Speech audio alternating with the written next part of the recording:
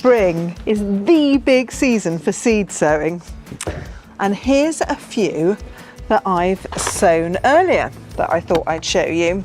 And I thought I'd share with you the whole thing about pricking out seedlings, because I know it's kind of quite a tricky thing.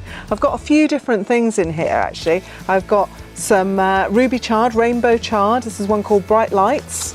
And I could prick those out, but I'm going to start with these. This is calendula, the pot marigold. And the reason I'm going to start with these is you can see they're getting all a bit drawn up towards the light. So they really do need pricking out and sorting out. So I'll start with those.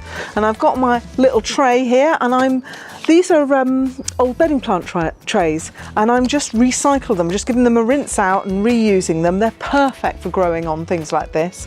I'm just going to pop a spot more soil in there. I'm using a seed compost. You could use a potting compost, but you might have to just take out some of the bigger lumpier bits, and then I'll just smooth it off there and give it a tap just to settle it all. I'm going to take, this is a plant label, but a lot of people, you could use a little dibber or you could use a pencil. People use all sorts of things, and I'm going to use this just to pull out these little seedlings. Crucial thing to remember about this is probably over 100 seedlings in here. Now, do you really need 100 calendula plants for your garden? Chances are you probably don't. I need something like a dozen maybe. So I'm just going to pull out the biggest and the best seedlings in this seed tray, the real winners of the wildebeest or calendula pack, if you like. And I'm just going to dig in with my dibber, and it's quite important to get a good bit of root system for one thing, and to watch out how you handle the seedlings. You can use the dibber just to sort of like hold them a little bit. Usually you should try and hold them by the seed leaves. This is quite a good little seedling, look at that. So I'm going to happily pop that into my seed tray and give it a little bit of a firm around.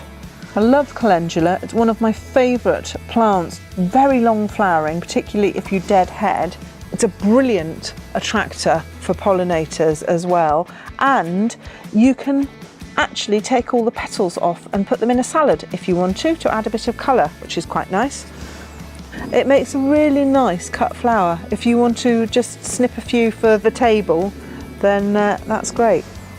It's also very forgiving of all sorts of different soils. Right, there we go. So that just needs a little bit of a water. And last job is to do a label.